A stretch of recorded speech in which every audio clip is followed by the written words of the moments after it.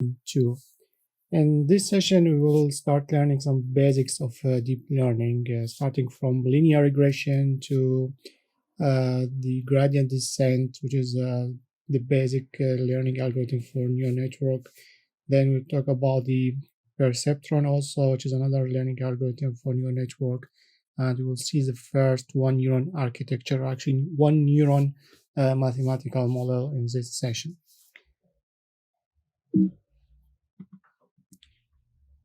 So we talked about regression in the previous in the introduction slides or sessions. Now we're coming back to it again. We said in regression, basically, we are modeling the relationship between two or more variables.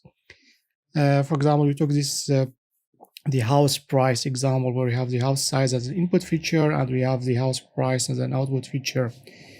These red dots here are the training data or training points, which they have basically supervised learning. So we have the data for the inputs and we have data for the output, or samples for the input and the output.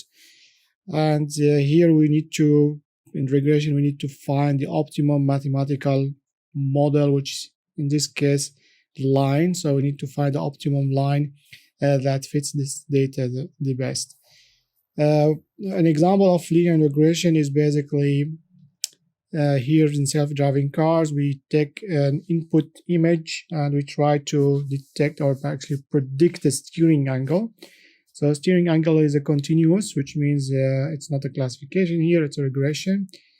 What we see here, basically, this red here just indicate basically or showing how the car or the model is predicting the steering angle. So it's to the right side, the model is basically predicting that the car should left or should turn right a little bit, or the other way. So here, or the other way.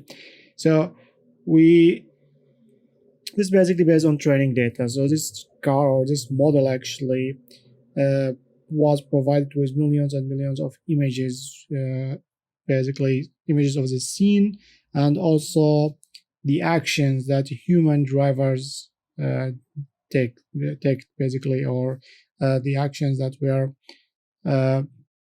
along the driving. So the drivers are basically looking at that scene and doing actions by turning left, turning right, or going straight.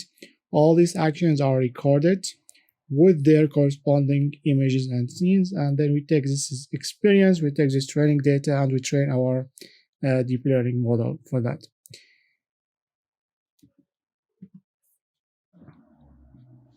So we see here the first example of linear regression, where we see here the training data, which are the red points here. We see the mathematical model there. We have y is the output or the target, and x here is the feature. Omega 1, omega 0 are here basically the weights or the coefficients. We see the error here, which is the distance between the predicted value, which is actually there. So giving this input x, we have this predicted value. We have the target value, and the difference between them is the error. We need to minimize this error when we are doing the optimization, and when we are finding these weights, we need to minimize that error. Of course, with changing omega 1 and omega 0, we can change the line or manipulate the line in this space. So you can see this an example of lines. But we want to find omega 1 and omega 0 that they have the least error. So they are called weights, as I said, or coefficients. X is called the independent variable or input or features. Y is called the dependent variable, which is decision or output value or variable. So how we do this linear regression training or optimization, as I said in the first introduction lecture, they are called training, learning, optimization, fitting. They all basically mean the same.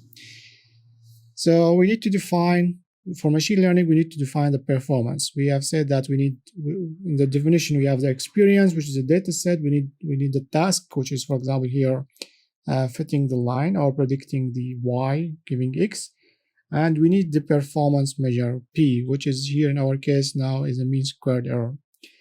So this is not correct. So the mean squared error basically is the line between, so the error here basically giving an input here. We have here a point, which is a prediction, and the distance between these two is the error, which is basically described by here. So it's basically, that means this is the predicted and this is the ground truth, the real one. So there's a difference between them. Then we have the sum of squared values, just to, first of all, to avoid the negative values, or actually to have like kind of a uniform sign for all of them. And because we care about the error, we don't care here about actually the sign of the error. And then we take the average, because we need at the end, we need a scalar to look at when we do the optimization, scalar value. So mean square error is one of the performance measures that are used in doing optimization in machine learning, deep learning, but they are different different performance measures. For example, you can use mean absolute error, for example. When it comes to classification or neural network, merely with classification, we have what's called cross entropy that I will talk about later. So once we have the optimization, or once we have, the loss function, we need to do the optimization now. We need to minimize the weights, or we need to minimize the costs, and find the optimum weights. So gradient descent is one of the most famous optimization methods. It's under analytical methods, which is different from numerical methods like particle swarm optimization or genetic algorithms. Gradient descent is much more efficient than other algorithms. It is the backbone of backpropagation. That is the main training algorithm for neural networks. So the idea of, so we're talking about gradients, that means we have to calculate derivatives here, or the speed of the curve. So looking at that, basically cost function, which is J, which is a function of the weights, because if I change the weights, I'm changing the error function of this model. And if I'm changing the error, basically that means we'll get such a curve. And if changing basically the weights, I'm changing the line position. So if I move this, as I said before, if I change these weights, I'm changing the position of that line in this space, which means I'm changing the error. And I want to find the omegas, that they are the optimum omegas that basically minimize that error to this position, for example, which is a minimum possible cost function. Don't look at here because it's something we don't know what is coming next. And yeah, let's assume this is our minimum. And so gradient descent is an iterative process, which means we need to start from a random position in this space, random omega. Let's say we started here. Then we calculate the gradient, or we calculate actually the first derivative. In this case, is the first partial derivative, because we might have multi omegas there, not only one omega.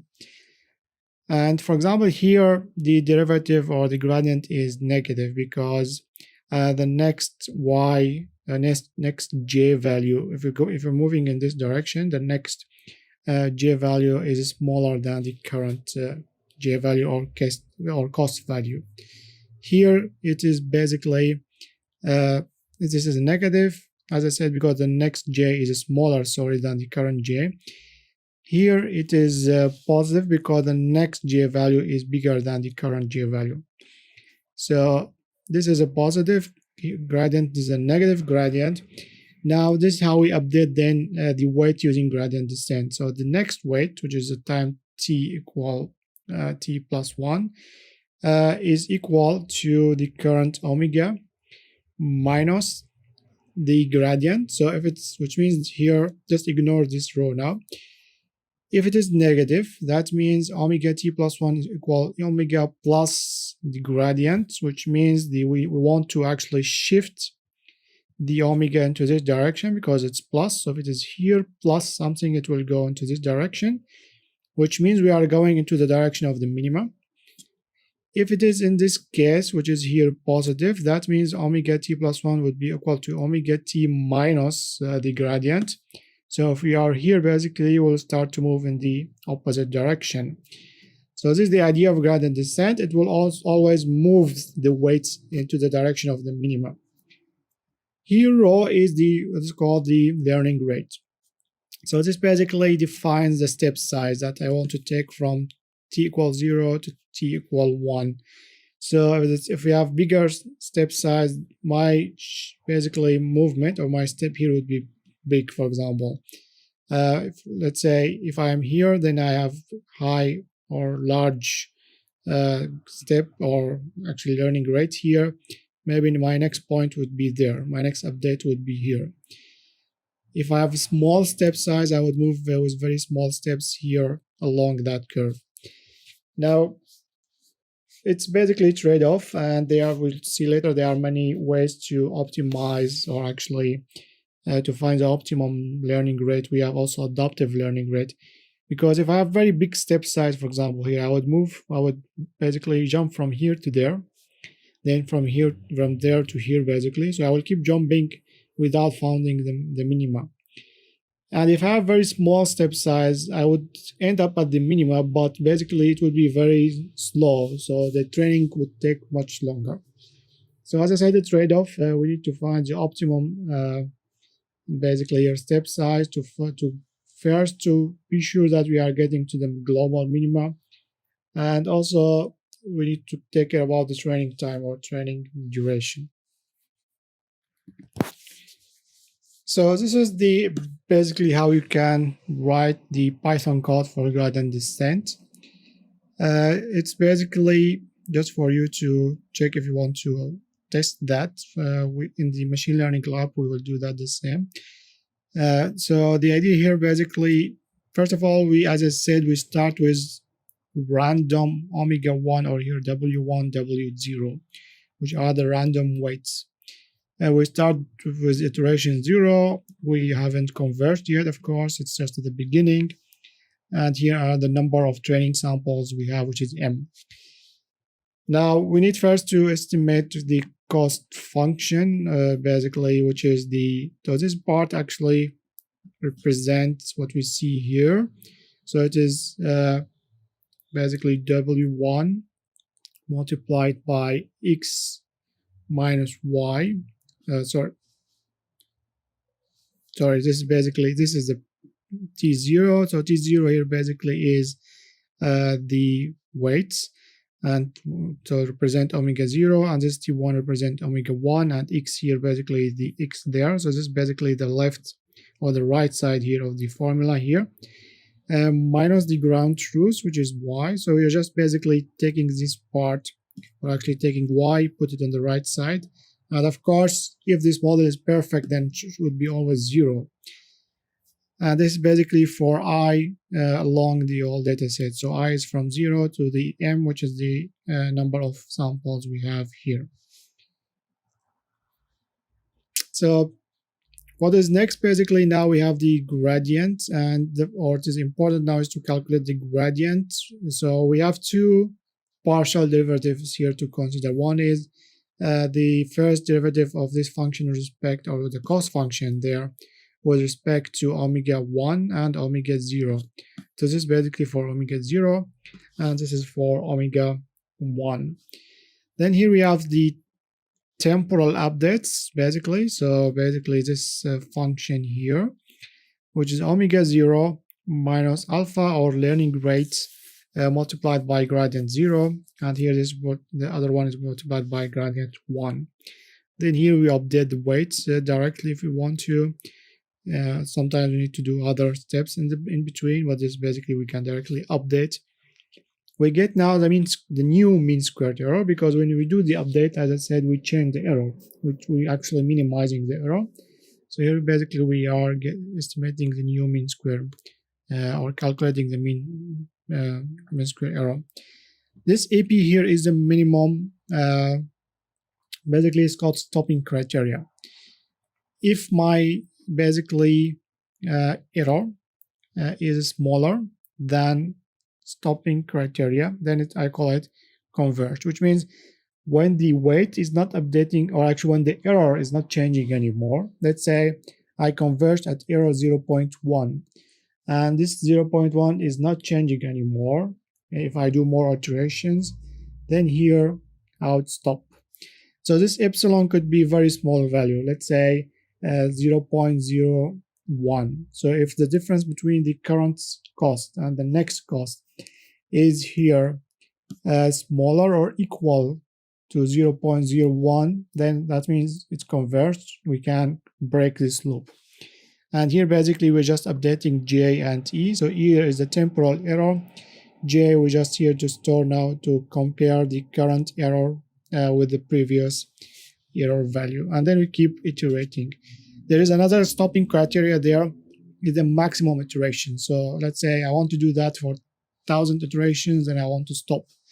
So you can either stop using the minimum basically change criteria or the maximum iterations. Once that is finished, we here basically bring back omega 0 and omega 1.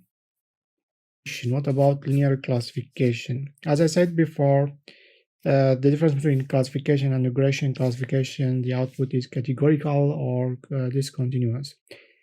Because here we have classes as an output. Here we have an example of a binary classification. When you hear about binary classification, that means we have two outputs only or two classes only to classify between. So here we have the red class, and here we have the white basically class. In this case, we have two features. So we don't have one feature, we have two features, x1 or x2. If we have only one feature, they would all these points be on one line. Here we have, just to make it more visible, we have two features, x1 and x2.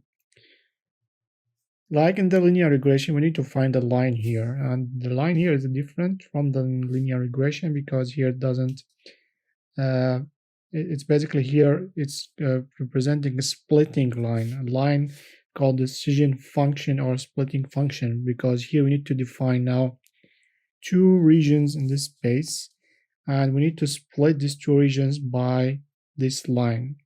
So if I have, for example, this decision function there, then all the values on the right side of that function would belong to class white, or all on the left side, or actually the other side, not necessarily left, would be the red class. So what is GX here, or what is the mathematical model of GX? It is a linear, of course, model. Just looking at the y or the linear regression where we had y equal wx1 plus w0, just replace here y with x2. Then we actually base estimate or form here, like using matrix notations, the linear model of GX. It's equal to WTX. X here is a vector of x1, x2, and basically, and actually x0, which is x0 in this case is always equal to 1. So here we have basically w, which is w1, w2. If, for example, you don't see w0, that means actually we don't have this part of the formula, which is we don't care about the bias of that function. If we have omega 0, then we should have here omega 1, omega 2, and omega 0 as a vector. And the second vector, which is the x value, is x1, x2, and the third one is usually, we don't call it x0, we just put 1 there because it's a bias. So which means a value equal to 1. So this is basically the two vectors, and this is basically the mathematical model of that linear function here. Now, if I have a point, let's say this point here has specific x1 and x2. If I apply this mathematical, or actually if I apply this model here on that point, the value of gx would be bigger than 0, or would be actually positive. So if the value is bigger than 0, that means it's class white. If the value is smaller than 0, that means the class red. Of course, if the value is equal to 0, that means the point actually is on the line. And that's how we actually build the linear classifier, and how the model decide about the new input. Does it belong to x1 or x2, or it's on the line? And of course, we can also estimate the confidence of the system by measuring the distance from that point to the line, because if the point is on the line, that means the confidence here is very low, so the system cannot decide is it class A or class B.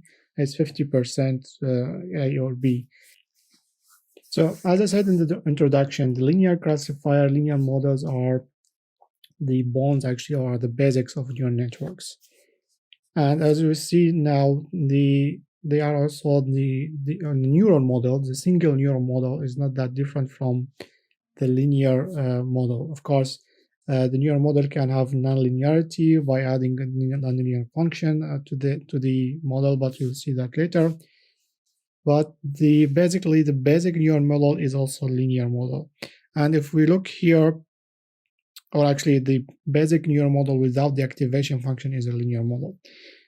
So what is a neuron model, and what is the inspiration behind neural networks in general? Of course, neural network it's supposed to be, let's say, a simulation or mimicking of the human neurons or the biological neurons. The objective, of course, to build artificial neurons that can learn and act like the biological neurons. It's not. This is basically was the inspiration. This was the first goal. Now these days they diverged actually. So they have, or they share actually very little about the functionality. I mean the biological and artificial neurons. But both they are targeting, of course, to have intelligence systems. And of course, the biological neurons are still much more advanced in terms of intelligence. But it also depends on the domain, as we'll see later. When it comes to chess, for example, or AlphaGo or Go games, the artificial neurons are much more efficient and faster and better in playing such games. But when it comes to general intelligence, which means having one neural network model that can play chess, can drive, can do anything like humans, that is not possible yet, and I'm not sure it will be possible in the future. So looking at the single neuron, biological neuron model, we have basically the cell body here. We have here the axons, and we have the dendrites there. So the neuron basically has the inputs. The biological neuron has the inputs, which are the dendrites there. That they receive electrical signals from other neurons. Once they receive basically this signal, the neurons start to charge, and when it reaches basically specific thresholds of energy, it will fire. So it will basically, it's like you are charging something. You are basically, or let's say you have here kind of storage, or we have basically a reservoir, and we are basically filling it with water. Then when it reaches this water is coming from all these sources. Then when it reaches specific level, it will explode or it will fire. And when it reaches this level, basically it start, or by firing I mean it will send a signal to its axons, to the output, to the other neurons. So this was the idea of the first artificial neuron. It's basically like we see here. We have a model. Here it's a threshold model actually. It has an input. So these are inputs coming from other neurons, or coming from inputs from sensors. We have weights. These weights, they actually define how important this input is. In the artificial neurons, these dendrites, they could be thick actually. The thicker they are, the more important they are, which means because they carry more energy. The same case here, the bigger the weight is, or the larger the weight is, the more important this input is. Let's assume we are talking again about classification between red apple and green apple. If x1 is the color and x2 is the size or the shape, then x1 would have a higher weight because it's more important to classify between green apple and red apple. So these are the inputs. This is the threshold decision function, and y is the output. So what is the threshold function here? As I said, in the biological one, it keeps storing energy because it's receiving from other neurons, storing that energy until it reaches a specific threshold, it will fire. This is the same idea here. So if the omega t x is bigger than certain threshold, then y equal 1. That means y would fire. If the input energy, which means the omega t multiplied by x is smaller or equal to that threshold, then y is equal 0. So this is basically omega tx. So this is a value of basically the linear model here. And if the value exceeds this threshold, then y would be equal to 1. So this is the threshold function that represents how the biological neuron works. So this is basically the basic model, but then they introduce the bias just to also give it more mathematical aspect here. So we have basically the bias usually here defined by -1. So basically, if we look here at this model there, we had, so if we look back here, sorry, let's say we said that if the omega tx is bigger than threshold, then it's equal to y1. If the omega tx is smaller than threshold, is basically y equals 0. So the idea here now, if we move that threshold to the left side of this formula, then we'd have the omega tx minus that threshold is equal than 0. Then if it is smaller or equal to, if the minus th is smaller to equal 0, then it's y here equals 0. So this, we're just moving the threshold basically to the left side of this equation.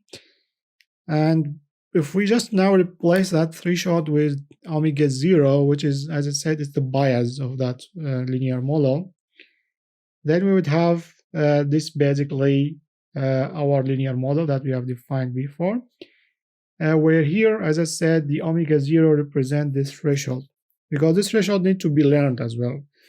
We don't have a neuron here which has a specific threshold. This threshold should be learned. By learned, I mean it should be optimized using your training data. Your training data, we are optimizing omega 0, omega 1, and omega 2. And here x1 and x2 are our input features. For omega 0, which is bias, is equal to -1 always, because here we have a minus, because we move the threshold from the right side to the left side of this equation. So now we come to the Perceptron algorithm, which is a training algorithm for neural networks. It works for only binary classification, which means only 2 classes classification problem. It's used mainly for one-layer neural network, which is a shallow neural network. It is not that common now, but it actually was very common, and actually it's very it's a good example to take to understand how the learning is happening, especially for classification problems, because we cannot use here mean square error because we have a basically categorical output. So first thing to consider, as I said, we have here 2 classes, so binary. The idea here is to use the threshold model. Remember, we said if the value of the model, including the threshold, is bigger than 0, then it's y equal 1. Otherwise, it's y equal 0. We can use that to do the classification. So if it's bigger than 0, then class 1. Otherwise, it's class 0. So you can consider this is our threshold here. If we are basically beyond that threshold, then it's class A. Otherwise, it's class B. So how with the learning algorithm, we need to define the cost function, of course, for the training, for the optimization, and for the gradient descent. Here, the cost function looks like the following. We have the sum along y, where y is a subset of samples which are misclassified by the classifier. But let's now ignore this y and let's say it's the sum of x along the whole. X is basically all the samples we have. We have here delta x multiplied by omega t multiplied by x. So this is the model, omega tx. And delta here is a sign, and the sign is basically chosen so that delta x equal -1 if x belongs to C1, to class 1. This is supervised learning, so we know if x belongs to C1 or not. And it's equal to 1 if x belongs to C2. So Let's assume that, for example, WTX is bigger than 0.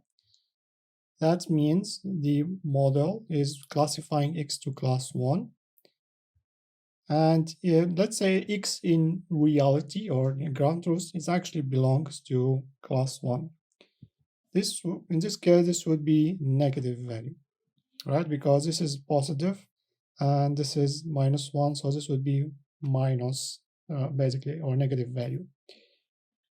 Let's say that if, for example, the classifier says it's bigger than 0, so classifier is saying it's equal to, it belongs to class 1, but in reality it belongs to class 2.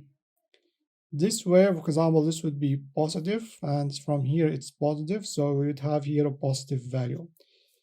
So this is the idea. The more positive values we have within this cost function, the higher the cost function is, because we are summing. The more negative values we have within the cost function, the lower it is, because we are now having many negative values inside, and we are reducing the cost function. And this is the idea of the perceptron.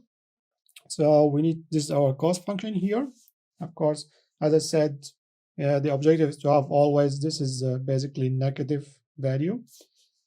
And if we look here at the gradient descent algorithm, what we need now is to estimate the first derivative of that cost function with respect to omega, which ends up like here. So omega actually which goes away from this because we are taking the derivative with respect to it. And what we end up with delta x multiplied by x at the gradient of that cost. And this would be our gradient descent with perceptron. So it's the update of t plus 1 is equal to t minus draw here the learning rate multiplied by the sum of delta x basically, where here x now belongs to y, where we only consider the misclassification. So in this case, we only consider misclassification, so we don't care about the correct classification. So which means we need, whenever, always we would have here positive values, because if we have misclassifications, that means we have always positive values. And this positive value basically would be realized here in the gradient, and we need to correct that. So this is the algorithm, the pseudocode of the perceptron algorithm. We start with random omegas, random weights. This is always when we train your network. We choose the raw or the learning rate. For example, it could be any value, it could be small and big. As I said, we have the iterations from 0. We start with y is an empty set, so we don't have misclassification yet. Then from I equal 1 to n, this basically here I is the, or n here actually the number of samples or training samples we have. We apply this the perceptron cost here actually with respect to x. If the cost is bigger or equal to 0, as I said, that means we have misclassification. And if we have misclassification, we add now the xi to the y set. So we are just here putting it in the y set. So we do that for all the samples. Then we update the weights with respect to the gradient descent. Then we do that again until y equal empty again. So until we don't have any misclassification anymore. Of course, it's possible that we end up with, or we cannot actually end up with 0 misclassification. In this case, we can have kind of a number of iterations as another stopping criteria. So what I would like to show you now, an example of training a neural network for binary classification. This is basically, it's called tensorflowplayground.org, or actually, yeah, you can just Google TensorFlow Playground and you will see this. What we see here, let's look at, for example, this two binary classification where we have two distinct classes. By distinct, I mean they are really far from each other. This way we can easily build a linear classifier. So here we have a set of neurons. We'll see what, well, we have seen what the neurons mean, but we will see what is the header layer and what is the target, or actually the output layer. But let's say we have one neuron here, which means we have one linear model. And I would put here linear activation. That means we have no activation function. Not sure if we're going, yeah, so also like this. So we have one neuron with one line.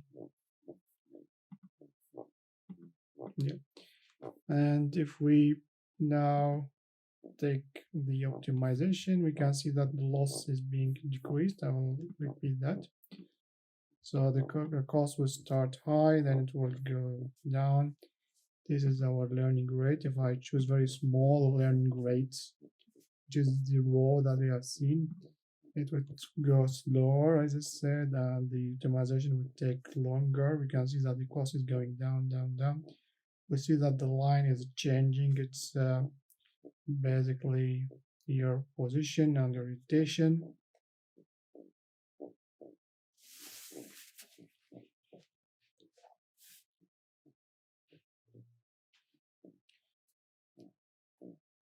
So we can see the farther you are from the line, of course, the more, let's say, confidence system about, the more blue here, for example, and the more yellow. In between or closer to the line, it's more like white because it's not confident about it or about the decision. So this is basically, let's now speed it up a bit more. This is our line here. Usually, because it's, as I said, starts from random position always. So sometimes you would find, for example, this line is a bit different or could be the same if it's always converging at the global minima, so it will be always the same. But if I, for example, sometimes it would end up as different lines. But here it's a very simple problem. So it actually, for example, this is a bit different from the other lines, but both are doing the same, doing correct classifications for these two classes. And we are actually ending up here with 0 error because all are correctly classified. An example of linear classifier at the beginning, and now we'll see nonlinear classifier. So this is an example of linear classifier, and or actually single neuron classifier. We'll talk about later about nonlinear classifiers and how to use activation functions to make the neural model a nonlinear one. So very famous example in neural network, or actually to understand how neural network works and why it can be intelligent, actually because it can model logic. And one of the simple logical function that's actually starts to deal with it's the OR and AND logics functions or logic gates, and also the exclusive OR logic gates. And we see, for example, why we need more layers, or we need actually more neurons to model more complex logic. And this is why also deep neural networks, they are stronger than shallow neural networks because they can model more complex logic. So the OR gate here, basically, we have very simple data set or experience. We have two inputs, which is they are binary inputs. They can be 0, 0, 0, 1, 1, 0, 1, 1, or false, false, false, true, true, false, and true, true. The output, the ground truth of the OR logical function is false, true, true, true, or 0, 1, 1, 1. Let's assume that we are building classifier. Then when it takes an input, it would say this belongs to class A, which is represent the true value, or belongs to class B, which represent the false value. Now, if we apply a perceptron algorithm with gradient descent, we would end up with this decision function like look here. For example, this x1 and x2 and this 3 yellow point, they belong to class A. This red point here belongs to class B, and this is a decision function between them. So if we look at the neuron, we have here one single neuron that can do that using the threshold method that we have seen. We have x1, x2, and the weights here are equal to 1, and the threshold equal to minus 0.5 or half. It's like here. So this is our neuron model. For example, this line we could move it to the up to the or to down a bit. It won't change the decision here, but this is the optimum line, which is w equal 1, w2 equal 1 also, and here the bias is minus 0.5. Because remember, the bias is also weight that we optimize. So using this basically decision function, we can now correctly model the OR function with neural network or with single neuron there. Now the same for the AND function. Now AND is basically, here we have false, false, then it's false, false, true, then it's false. It's only true when we have true, true. And it's only class A when we have true, true as inputs, or 1, 1. So if we look here at the data set, this would be red, red, red, or B, B, B. This would be yellow or A. We need to find this line function here, or linear classifier. So if we do also perceptron or optimization with gradient descent, we can end up at a line like this. So also W equal 1, W2 equal 1, and the bias here -3/2. This is our classifier. So for simple logic like this, we can use only one neuron. Now, when the logic becomes more complicated, like the exclusive OR, basically you can see here, it's only true when one of them, actually the exclusive OR, so when two of them are true, then it will be false. It's either 1, 0 or 0, 1 where we have true there, and it's class A. This is, sorry, this should be B, this should be 0. So we have here B, A, B. And if we look here at the graphs, it will be A, B, A, B. And there's no single line that can split these two classes from each other, right? We need to have more than one line to do that. And here when it comes basically the role of adding more neurons to the neural network to have more logic or more complicated logic. And here comes basically the idea of also multi-layers. So we need to have now a hidden layer. The goal of hidden layer is basically to first apply some simple logic. Then the deeper the network goes, basically the more complicated the logic is. For example, we know that the XOR is a combination of OR and AND functions. So if basically we have AND and OR, we can actually do some modeling with them, and we get to the XOR function. So if we look here, this is our neural network architecture for the XOR. We have two hidden neurons, one output neurons.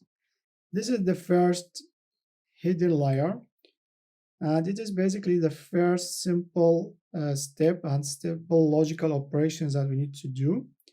Then this is more complicated. This is just a combination of these two. So basically, this is what is the idea of neural network. You have functions, and you combine these functions to get to the next layer. Then if you have another layer, we also combine functions from the layer before.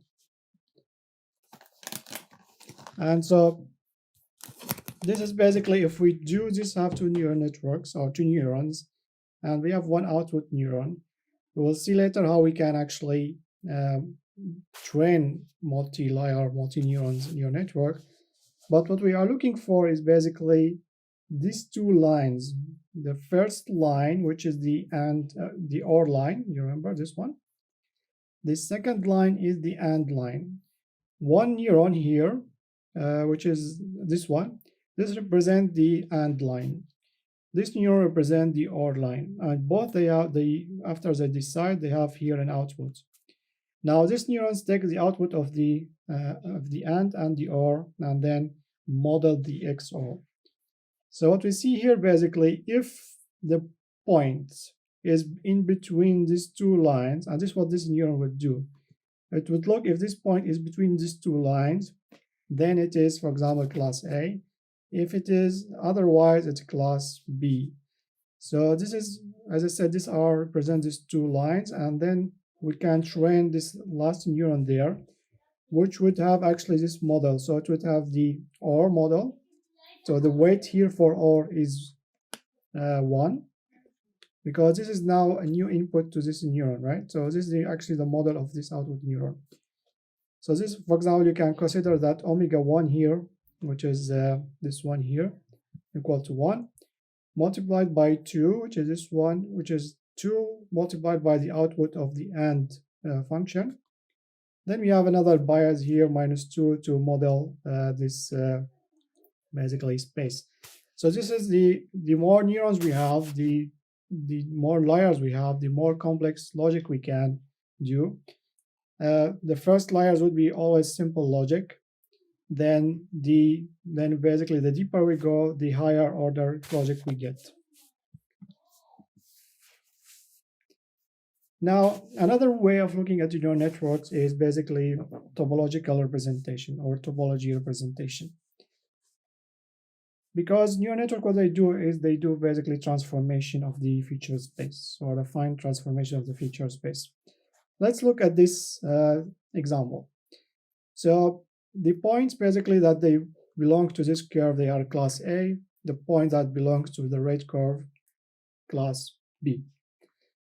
So it is clear that with one line, we cannot, there's no line that can split this class from each other, right? Because here we have actually nonlinear functions, so a line cannot split them from each other. So what the neural network does is basically, if we have, let's say, a combination of lines or combination of neurons, each neuron, it does very simple logic, very simple also model, which is linear model, let's say. So what we are doing here, or what the neural network is doing, that we'll see it later, is building a new representation. And this is what I said in the beginning of these lectures in the introduction, that we have what is called the representation models. The representation models mean it would map the input space. Let's assume that now this is the blue class and this is the red class, which means that the points that are closer to the red, to the blue here curve, they should be class A. The points that are closer to the red here would be class B. We don't have decision function yet. So what the system would do, or what the neural network would do with the transformation with the neurons, it would transform this space to a new mapping, or to the new basically feature space, doing some affine transformations, ending up with such a basically representation where it can split the two classes by a line. So the hidden layers actually are what they are doing transformation of the feature space. Could be combination of many functions, many layers, to end up with a space where we can split these two curves from each other.